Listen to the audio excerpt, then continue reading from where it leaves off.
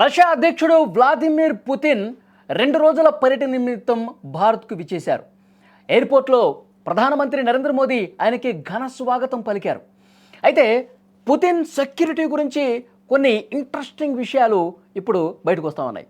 ఆయన సెక్యూరిటీ ఎన్ని జాగ్రత్తలు తీసుకుంటుంది, అసలు ఎలాంటి భద్రతా వలయం ఉంటుంది, వాళ్ళు ఏం చేస్తారు, ఈ అన్ని విషయాలు చాలా ఆసక్తికరంగా కనిపిస్తూ ఉన్నాయి. ఆయన సెక్యూరిటీ గురించి చాలా క్లియర్గా ఈ వీడియోలో మీకు ఎక్స్ప్లెయిన్ చేసే ప్రయత్నం చేస్తాను. అంటే ఆయన సెక్యూరిటీ ఎన్ని జాగ్రత్తలు తీసుకుంటుందంటే, పుతిన్ మలాన్ని కూడా సేకరించి సూట్ కేసులో సేకరించి దాన్ని రష్యాకి చాలా భద్రంగా తీసుకెళ్తారంట. ఎందుకంటే ఆయన విదేశీ పర్యటన చేసేటప్పుడు ఆయన సెక్యూరిటీ సిబ్బంది తీసుకున్నటువంటి జాగ్రత్తల్లో చాలా ముఖ్యమైనది ఇది.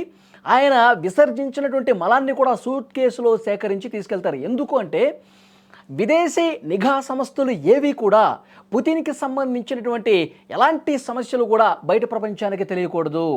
ఎందుకంటే విదేశీ నిఘా సంస్థలు కొన్ని పుతిన్ మలాన్ని ఒకవేళ సేకరించి అతనికి పలానా అనారోగ్య సమస్యలు ఉన్నాయి, అతను ఈ సమస్యతో బాధపడతా ఉన్నాడు, ఈ అనారోగ్యంతో బాధపడతా ఉన్నాడు, ఇతనికి ఇన్ని రోజులే బతుకుతాడు, ఇలాంటి విషయాలన్నీ కూడా వేరే వ్యక్తులకు అసలు ఏమీ తెలియకుండా ఉండేందుకోసం అతను విదేశాల్లో ఉన్నప్పుడు అతను విసర్జించినటువంటి మలాన్ని కూడా భద్రంగా రష్యాకి తీసుకెళ్తారనమాట.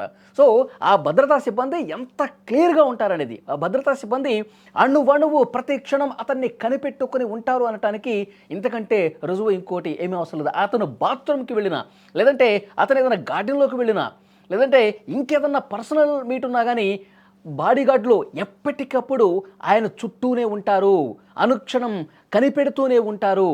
అంటే ఎంత పటిష్టమైనటువంటి భద్రతా వ్యవస్థ రష్యా అధ్యక్షుడు ఉన్నది కూడా దీన్ని బట్టి మనకు అర్థమవుతుంది. ఇంకొక ముఖ్యమైన విషయం, బాడీగార్డులను ఏ విధంగా సెలెక్ట్ చేస్తారనేది కూడా ఒక ఇంట్రెస్టింగ్ పాయింట్ ఇక్కడ కనిపిస్తుంది. బాడీగార్డుల వయసు 35 సంవత్సరాలు దాటదండి. రష్యా అధ్యక్షుడు వ్లాదిమిర్ పుతిన్ చుట్టూ ఉన్నటువంటి బాడీగార్డ్స్ చాలా యంగ్ బాడీగార్డ్స్ ఉంటారు.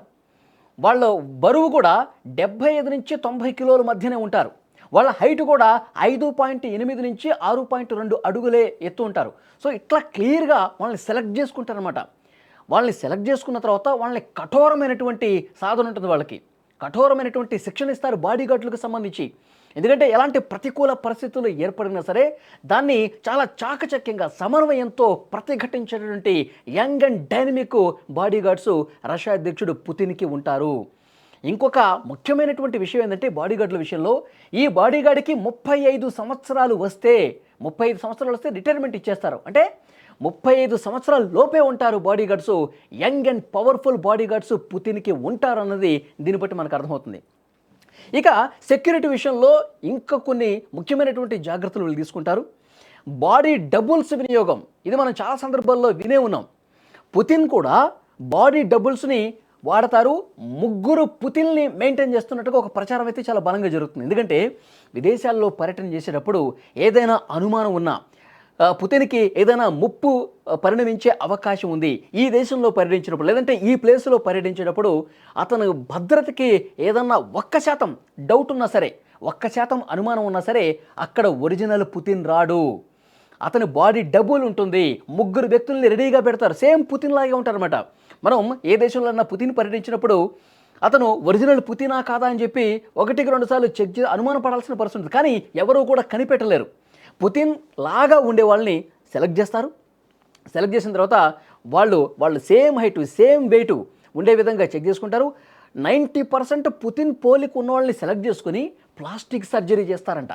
ప్లాస్టిక్ సర్జరీ చేసి సేమ్ పుతిన్ లాగా ఉండే విధంగా తీసుకుని వాళ్ళకి ట్రైనింగ్ ఇస్తారు. పుతిన్ ఏ విధంగా నడుస్తాడు, ఏ విధంగా మాట్లాడతాడు, ఏ విధంగా షేక్ హ్యాండ్ ఇస్తాడు, ఆయన మాట్లాడేటప్పుడు ఎక్స్ప్రెషన్స్ ఏ విధంగా ఉంటాయి, దీనికి కూడా చాలా ప్రత్యేకమైనటువంటి శిక్షణ ఇస్తారు అన్నది కూడా క్లియర్గా అర్థమవుతుంది.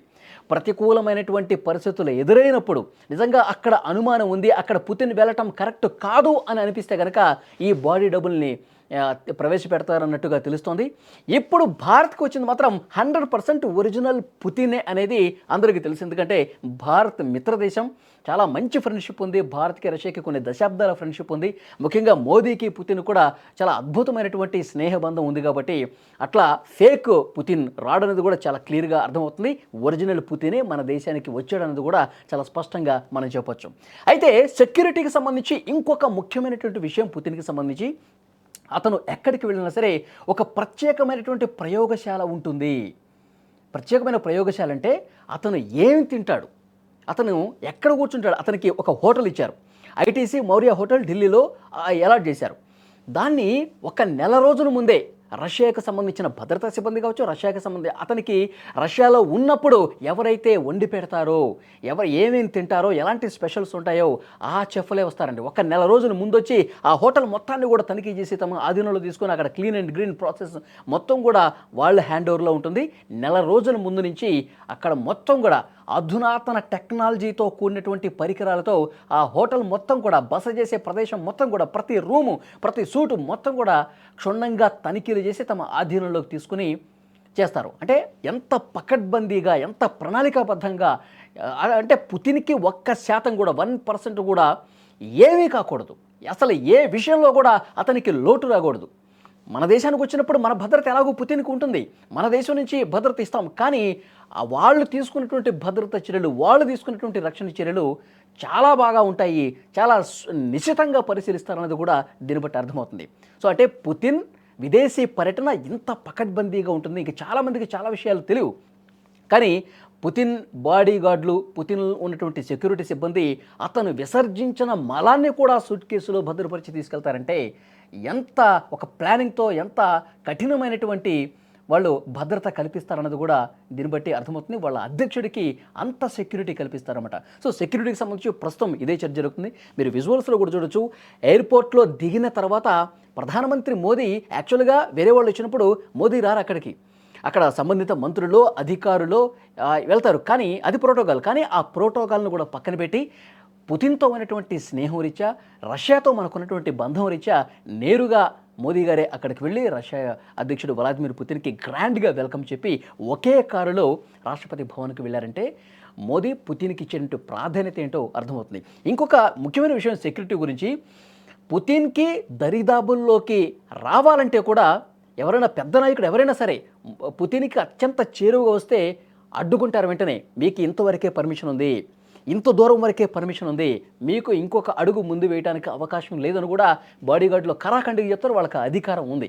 సో డెఫినెట్గా ఎవరు కూడా పుతిన్ దగ్గరికి వెళ్ళడానికి మాత్రం సాహసం చేయరు. ఒకసారి మీరు విజువల్స్లో చూస్తూ ఉన్నారు, పుతిన్ భద్రతా సిబ్బంది ఎంత పకడ్బందీగా, ఎంత ప్రణాళికాబద్ధంగా, ఎంత పటిష్టమైనటువంటి భద్రతా రక్షణ వ్యవస్థ ఉన్నది కూడా చాలా క్లియర్గా ఈ దృశ్యాలు చూస్తే మనకు అర్థమవుతుంది.